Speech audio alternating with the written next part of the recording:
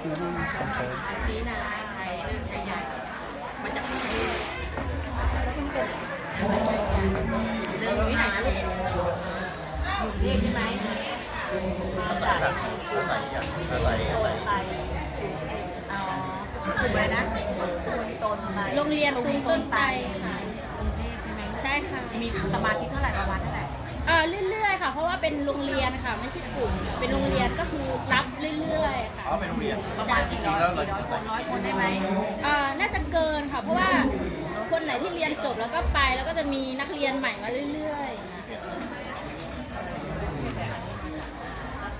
ก็มา ตัวจากรัชชาน ายนี่ว่าอย่างนี้ เข้ามาจากรัชชาเขามาเรียนมาอะไรอย่างเงี้ย แล้วบ้านเราในกรุงเทพบ้านเป็นประมาณไหนมีป่ะบ้านในกรุงเทพเป็นยังไงบ้านในกรุงเทพเป็นโรงเรียนเป็นโรงเรียนอันนี้เป็นที่ไหนเนี่ยประเทศอะไรเนี่ยอันนี้ที่เอามาให้ดูอันนี้ก็คือวัด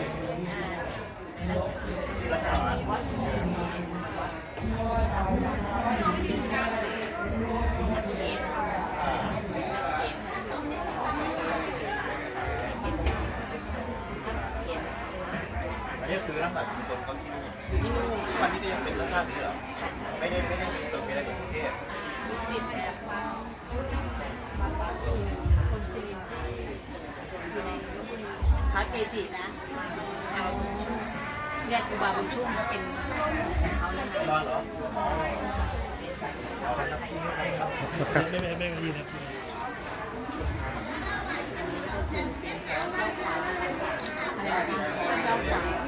อาชีพหลักทำอะไรอ๋อเหมือนกัน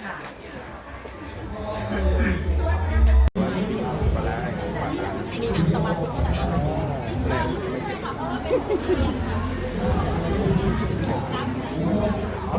ประมาณกี่ร้อยคนได้ไหม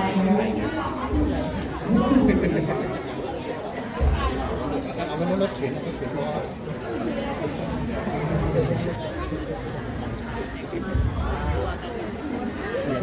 ที่เราอ้อมก่อน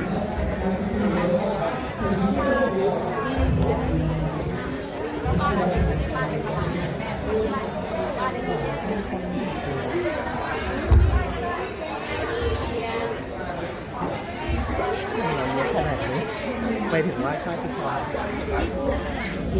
อ๋อ